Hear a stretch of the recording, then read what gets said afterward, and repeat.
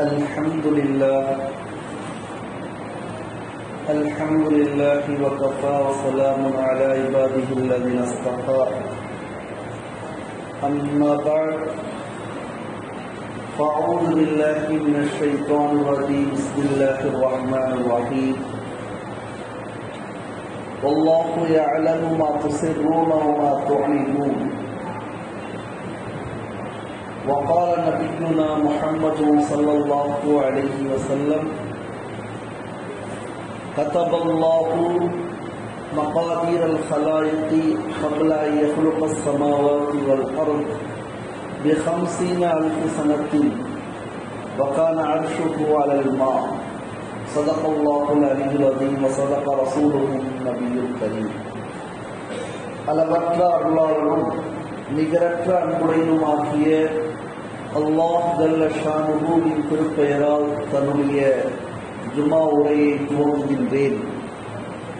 சலாத்தும் சலாமும் என்றென்றும் நம்முடைய உயிருக்கும் மேலான நபிகள் பெருமானார் ஸல்லல்லாஹு அலைஹி வஸல்லம் அவர்கள் மீதும் அவர்களுடைய வாழ்க்கையை பின்பற்றி வாழ்ந்த சத்திய சஹாபாக்கள், தாபீன்கள், தபே தாபீன்கள், உலமாக்கள், இமாம்கள், நாதாக்கள், வலிமார்கள், இறைநேசர்கள் அனைத்து முஸ்லிம்கள் மீதும் நிறைவாகவும் முழுமையாகவும் உண்டாகட்டுமாக. ஆமீன். அல்லாஹ்வின் நல்லடியார்களே, பெரியோர்களே, அல்லாஹ்வுடைய ரசூலுடைய முஹப்பத் நம்மை சார்ந்தவருடைய முஹப்பத்தை விட மிகுதியாக இருக்க வேண்டும். அதுதான் முழுமையான முஃமினுக்கும் முஸ்லிமுக்கும் அடையாளம் என்பதாக பல நபிமொழிகள் நமக்கு முன்னால் இருக்கின்றன. லா யுமினு அஹதுக்கும் ஹத்தா அகூன அஹப்ப இலைஹி மின் வாலிதிஹி வ வலதிஹி வன்னாஸி அஜ்மஈன் போன்ற ஹதீஸுகள். தன்னுடைய தந்தையை விட, தன்னுடைய தாயை விட, மின் வாலிதிஹி தன்னுடைய பெற்றோர்களை விட, வலதிஹி தன்னுடைய பிள்ளைகளை விட, வன்னாஸி அஜ்மஈன் அனைத்து மக்களை விட அல்லாஹ்வுடைய ரசூலின் மீது அன்பும் பற்றும் பாசமும் பிரிவும் இருக்க வேண்டும். இதுதான் உண்மையான முழுமையான முஸ்லிமுக்கும் முஃமினுக்கும் அடையாளம் என்பதாக பல ஹதீஸுகள் நமக்கு சான்றாக இருக்கின்றன. இந்த அடிப்படையில் நாயகம் ஸல்லல்லாஹு அலைஹி வஸல்லம் அவர்களுடைய வஃபாத்துடைய செய்தி ஹஜ்ரத் அப்துல்லா பின் ஸைத் பின் அப்தி ரப்பி என்று சொல்லப்படுகின்ற சஹாபி அவர்களுக்கு கிடைத்தது. அவர் பிலால் ரலியல்லாஹு தஆலா அன்ஹு அவர்கள் இல்லாத போதும் சில சமயங்கள் பாங்கு சொல்லக்கூடியவராக இருந்திருக்கிறார்கள். தன்னுடைய தோட்டத்தில் வேலை செய்து கொண்டிருந்த நேரத்தில் நபியுடைய விசால், நபியுடைய மௌத்துடைய செய்தி, மரண அறிவிப்பு அவர்களுக்கு கிடைத்தது. அவர் சொன்ன வார்த்தை என்ன தெரியுமா? யா அல்லாஹ், எந்த கண்களால் உன்னுடைய தூதர் ஹபீப் முஹம்மது முஸ்தபா ஸல்லல்லாஹு அலைஹி வஸல்லம் அவர்களை நான் பார்த்து கொண்டிருந்தேனோ, இன்று முதல் அவர்களை பார்க்க இயலாது. ஏனென்றால் நீ அழைத்துக் கொண்டாய். எனவே எந்த கண் இதற்கு பிறகு பார்க்க முடியாதோ அந்த கண் எனக்கு தேவையில்லை என்பதாக முழுமையாக முழு மனதுடன் அந்த வார்த்தைகளை அவர்கள் வெளியிடுகிறார்கள். அல்லாஹ்விற்கு துஆவாக கேட்கிறார்கள். யோசிச்சு பாருங்க, கண்ணில் ப்ராப்ளம் இருந்துச்சுன்னா அதை சரி செய்வதற்கு மருத்துவம் செய்வது மார்க்க சட்டம், அது தவறில்லை, நாம் செய்து கொண்டிருக்கின்றோம். ஆனால் நல்லா இருக்கிற கண் பறித்துடு, கண் பார்வை எடுத்துடு, கண் பார்வையே வேண்டாம். ஏனென்றால் எந்த கண்ணால் கண்மணி நாயகம் ஸல்லல்லாஹு அலைஹி வஸல்லம் அவர்களை பார்த்து கொண்டு இருந்தேனோ, இதற்கு பிறகு நபி அவர்களை நான் பார்க்க முடியாது, ஒப்பாத்தாகிவிட்டார்கள். அப்படிப்பட்ட கண் எனக்கு தேவையில்லை என்பதாக சஹாபாக்கள் சொன்னார்கள். என்றால் வெறும் சொன்ன வாக்கியம் அல்ல, துவா செய்தார்கள். அந்த அளவுக்கு பற்று இருந்ததற்கான காரணம் வெறும் பற்று நாவில் அல்ல, கல்வில் அல்ல, வழிமுறையில் இருந்தார்கள்.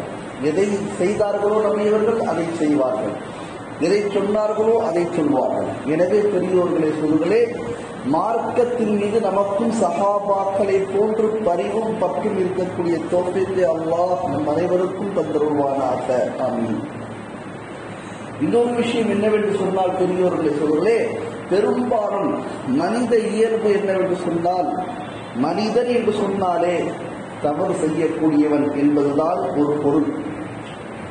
மனிதன் என்று சொன்னால் தவறு செய்யக்கூடிய தன்மை அவரிடத்தில் இருக்கிறது என்பது மறுபொருள், அதற்கு மறு அர்த்தம். ஏனென்றால் தெளிவான ஹதீஸ் இருக்கிறது, குல்லு பனி ஆதம ஹத்தாவும் வகைருல் ஹத்தாயின தவ்வாவும். இந்த மாதிரி ஹதீஸை நாம் மறுக்க முடியாது. நம்முடைய ஈமான் இந்த மாதிரி ஹதீஸ்கள் மீது இருக்கிறது, எல்லா ஹதீஸ்கள் மீதும் இருக்கிறது. குல்லு பனி ஆதம, அனைத்து மனிதர்களும், ஆதம் அலைஹிஸ்ஸலாத்துடைய அனைத்து பிள்ளைகளும், அல் ஹத்தாவும் தவறு செய்யக்கூடியவர்கள், வகைருல் ஹத்தாயின் தவறு செய்யக்கூடியவர்களில் சிறந்தவர்கள் யார்? அத்தவ்வாபூன், அந்த தவறை நினைத்து வருந்தி அல்லாஹ்விடத்தில் மன்றாடக்கூடியவர்கள், மன்னிப்பு கேட்கக்கூடியவர்களாக இருக்கிறார்கள். அப்படிப்பட்டவர்களால் சிறந்தவர்கள் என்பதாக நபி அவர்கள் தெளிவாக சொல்லியிருக்கிறார்கள். இந்த ஹதீஸ் மூலமாக நமக்கு என்ன தெரிய வருது என்று சொன்னால், இமாமாக இருந்தாலும் சரி, அவாமாக இருந்தாலும் சரி, அவாம் என்று சொன்னால் பப்ளிக், இமாம் என்று சொன்னால் எங்களை போன்றவர்கள், யாராக இருந்தாலும் சரி, தவறு ஒன்று தெரிந்து செய்வார்கள் அல்லது தெரியாமல் செய்வார்கள். ஒன்று அறிந்து நடைபெறும் அல்லது அறியாமல் நடைபெறும், தெரியாமல் நடைபெறும். எனவே தவறு செய்வது உறுதியான ஒரு விஷயம். அப்படிப்பட்ட தவறை, குறிப்பாக எந்த தவறுக்கு, எந்த பிழைக்கு, எந்த குறைக்கு, எந்த குற்றத்திற்கு, எந்த இன்னலுக்கு, இடையூறுக்கு செய்தவர் அல்லாஹ்விடத்திலும், யாருக்கு செய்தாரோ அவரிடத்திலும் மன்னிப்பு கேட்டுட்டாரோ, மறுபடியும் நம்ம அது மாதிரி அவர் அந்த தவறை சுட்டி காட்டி பேசக்கூடாது, சுட்டி காட்டி அவரை நினைக்க தூண்டக்கூடாது. நம்மில் நடக்கக்கூடிய நிறைய பிரச்சனைகள், குறிப்பாக கணவன் மனைவிக்குள்ள இடையூறுதல், சச்சரவுகள் எப்படி இருக்கும் சொன்னா, நடந்ததே பேசிட்டு இருப்பாங்க. பெற்றோர்களுக்கும் பிள்ளைகளுக்கும் உள்ள பிரச்சனை என்னன்னு கேட்டீங்கன்னா, பெற்றோர்கள் சில நேரங்களில் பிள்ளைகளிடத்தில் எது சொல்லக்கூடாதோ அது சொல்வார்கள். பிள்ளைகள் சில நேரத்தில் தவறுதலாக பெற்றோர்கள் ஏதாவது சொல்லியிருக்கலாம், செய்திருக்கலாம், அதையே சுட்டி காட்டுவார்கள். எனவே எந்த தவறு நடந்து விட்டதோ அந்த தவறுக்காக எவர் தவறு செய்தாரோ அவர் அல்லாஹ்விடத்தில் மன்னிப்பு கேட்டு விட்டார், உரியவரிடத்திலும் அதற்கான உரியதை செய்து விட்டார். அதற்கு பிறகு விளங்குறதுக்காக மறுபடியும் சொல்கிறேன், ஒரு நபர் திருடி விட்டார்னு வச்சுக்கோங்களேன். திருடினதுக்கு பகரமாக அல்லாஹ்விடத்தில் மன்னிப்பு கேட்டுட்டார். யாருடைய பொருளை திருடினாரோ அவர்கிட்ட அது கொடுத்துட்டார். போயிடுச்சா இல்லையா? அதாவது திருடின பொருளை கொடுத்து விட்டு யாருடைய பொருள் எடுக்கப்பட்டதோ அவரிடத்தில் மன்னிப்பும் கேட்கப்பட்டு அவருடைய பொருளை வழங்கிவிட்டால் அல்லாஹ்விடத்திலும் தௌபா இஸ்திக்ஃபார் செய்து, அல்லாஹ் இதுக்கப்புறம் நான் திருட மாட்டேன், உறுதியாக மன உறுதியுடன் ஒரு உடன்படிக்கை எடுத்துக்கிறார். இப்ப அவரை பார்த்து நீ திருட இல்லை, நீ திருட இல்லை சொல்லிக்கிட்டே இருக்கிறது எந்த விதத்து நியாயம்? யோசித்து பாருங்க. பெரிய தவறு. நல்லா இருக்கிறவனை கெடுக்கிற மாதிரி, நல்லா இருக்கக்கூடிய தம்பதிகளை கெடுக்கிற மாதிரி, கணவன் மனைவியோடு இவ்வாறு நடந்து கொள்கிறார் என்று சொன்னால் அந்த குடும்பத்தை உடைத்து பார்க்கிறான் என்பது அர்த்தம். ஏனென்றால் மறப்போம் மன்னிப்போம், இதுதான் இஸ்லாம். அபூஜஹலுடைய மகன் சஹாபி, நபி அவர்களை அடித்தவன், கல்லால் அடித்தவன். அப்படிப்பட்ட ஒரு மார்க்க எதிரியுடைய மகன் சஹாபிய ரசூல் இக்ரிமா ரலியல்லாஹு தஆலா அவர்கள் நபி அவர்கள் ஏற்றார்கள். அபூ சுஃபியான் உஹது யுத்தத்துல, பதர் யுத்தத்துல, கந்தக்ல, இதுலெல்லாம் நமக்கு எதிராக தலைவராக இருந்தவர். ஆனா இன்னைக்கு அபூ சுஃபியான் ரலியல்லாஹு அன்ஹு சஹாபிய ரசூல் செய்த தவறெல்லாம் அல்லாஹ் மன்னிக்க தயாராக இருக்கின்றான், அல்லாஹ்வுடைய ரசூல் மன்னிக்க தயாராக இருக்கிறார்கள். ஆனால் அழியக்கூடிய நாம் மன்னிக்க தயாரா இல்லைன்னு சொன்னா, நேற்று இருந்தவர்கள் இன்று இல்லை, இதுதான் வாழ்க்கை. திரும்ப திரும்ப நான் நினைவூட்டுவது, அசர் நமக்கு நசீபாகுமான்னு தெரியாது, ஜும்மாவே நசீபாகுமான்னு தெரியாது, இதுதான் நம்முடைய வாழ்க்கை. நசீபாகலன்னு வச்சுக்கொள்ள, என்னுடைய வீடு, என்னுடைய கடை, என்னுடைய சொத்து, என்னுடைய பேங்க் பேலன்ஸ் எல்லாம் நம்முடைய வாரிசுகளுக்கு, நம்முடைய பொருளை வச்சு நமக்கு செய்வாங்களா ஏதானா அதுவும் தெரியாது. சந்தேகம்தான். அப்படிப்பட்ட ஒரு வாழ்க்கையை வாழ்ந்து கொண்டிருக்கின்றோம். நாம் மறந்து வாழ்ந்து கொண்டிருக்கின்றோம். மன்னிக்க தயாராக இல்லை, மறப்பதற்கு தயாராக இல்லை. செஞ்சதையே சொல்லிக் கொண்டிருக்கக்கூடிய விஷயம் மார்க்க விஷயம் அல்ல, மார்க்க விஷயம் அல்ல. எல்லாருக்கும் தெரியும் ஹஜ்ரத் ஆதம் அலைஹிஸ்ஸலாத்து வஸ்ஸலாம் எவ்வளவு பெரிய தூதர், எவ்வளவு பெரிய நபி, நமக்கெல்லாம் தந்தை, நமக்கெல்லாம் தந்தை, நம்முடைய தந்தைகளுக்கெல்லாம் தந்தை இல்லையா?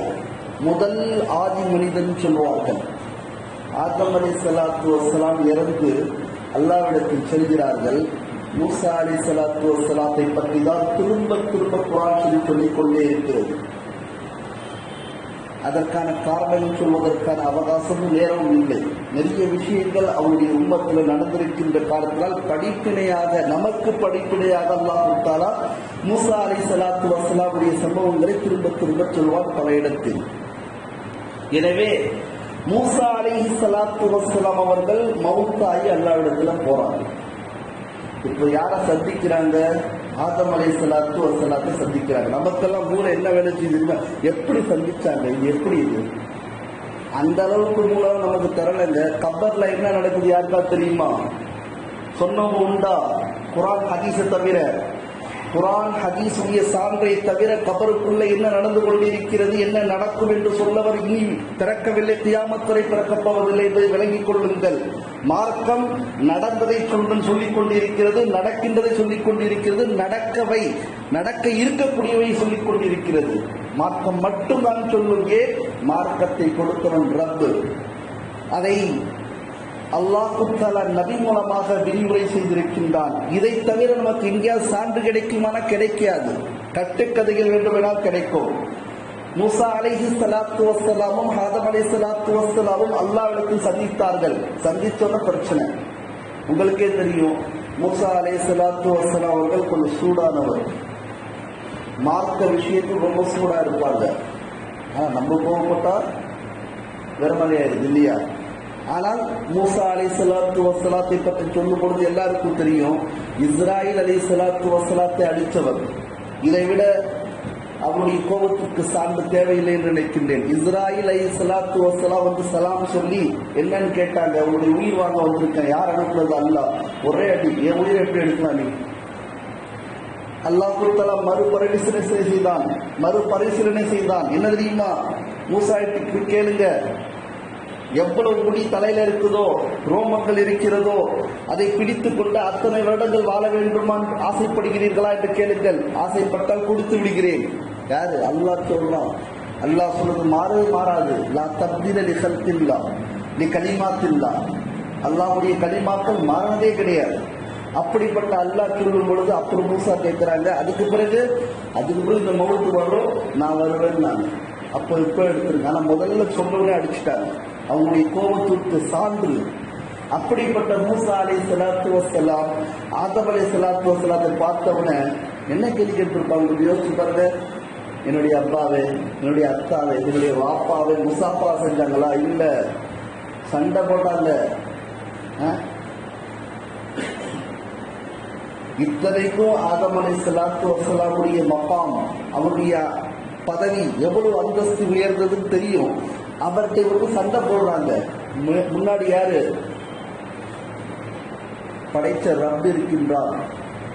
தெளிவான ஹதீஸுங்க மிஷ்காத்துல இருக்குது.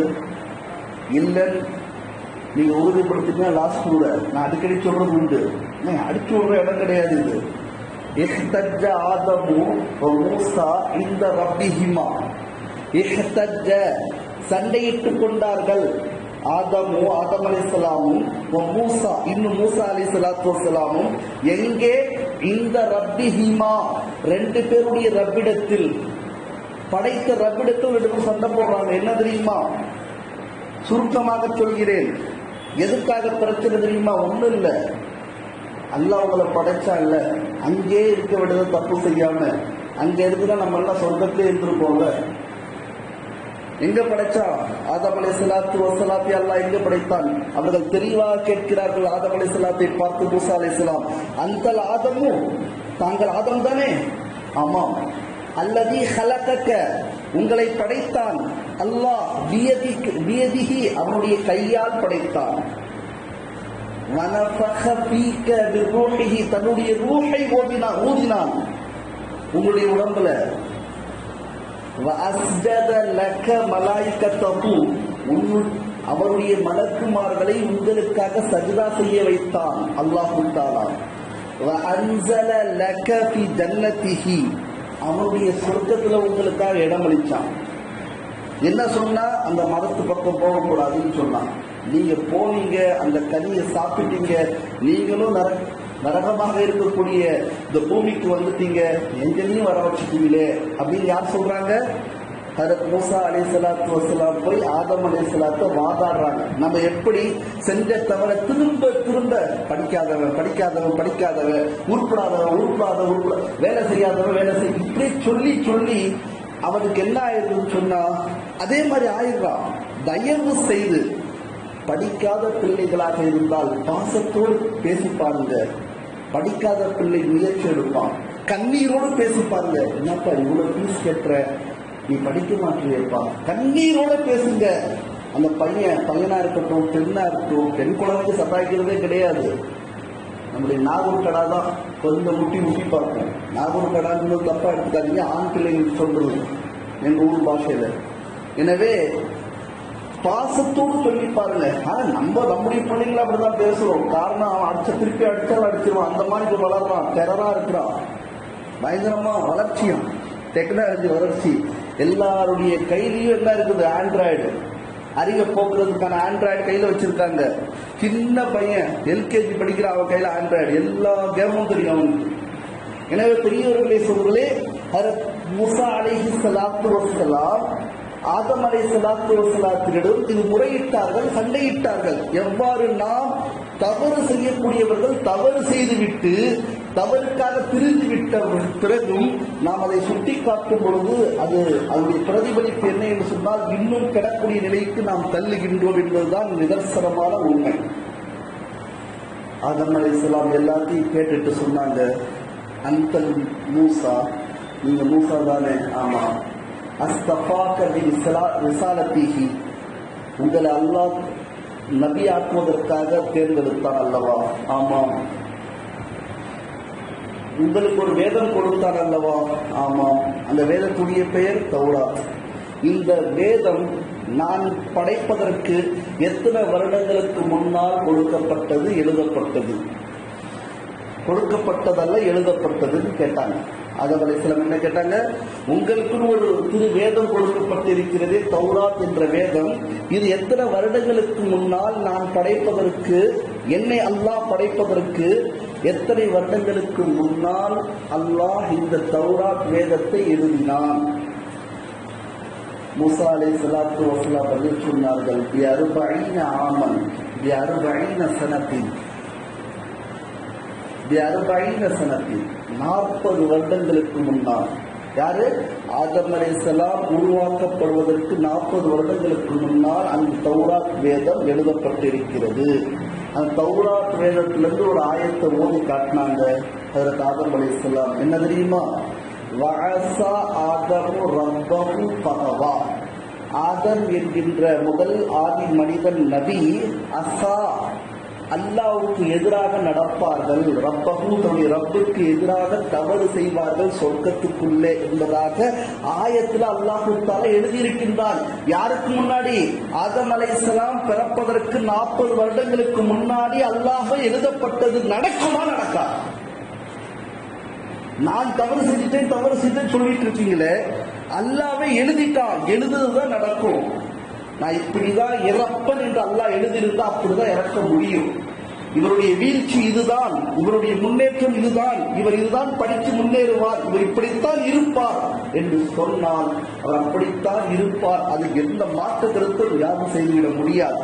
இதுதான் நம்முடைய ஈமான். நான் படைப்பதற்கே 40 வருஷம் முன்னாடி இதை பத்தி எல்லாம் எழுதிட்டாங்க, நான் தவறு செய்வேன்னு. அப்படிப்பட்ட தவறை சுட்டி காட்டி இன்று வாதாடுகிறீர்கள், நியாயமா என்று கேட்டார்கள்.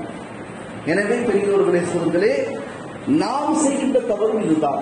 நமக்கு கீழ் உள்ளவர்கள் செய்கின்ற பிழைகளை அவர்கள் மன்னிப்பு கேட்ட பிறகும் அவர்கள் அல்லாஹ்விடத்தில் மன்றாடிய பிறகும் அவர்கள் தவறை உணர்ந்து நடந்த பிறகும் நாம் திரும்ப திரும்ப அதை சுட்டி காட்டுவதோ அந்த பட்ட பேரில் அழைப்பதோ எவருக்கும் எவனுக்கும் உரிமை இல்லை என்பதை விலகிக் கொண்டு அல்லாஹ்வுடைய ரசூல் கொடுத்த சந்தர்ப்பமான இந்த வாழ்க்கையை அமைதியான வாழ்க்கையாக ஆக்கிக் கொண்டு வாழ்ந்தால் நிச்சயமாக எந்த சொர்க்கம் நமக்கு வாக்களிக்கப்பட்டிருக்கிறதோ அந்த சொர்க்கம் நிச்சயமா அல்லாஹ் இன்ஷா அல்லாஹ் கொடுப்பான்.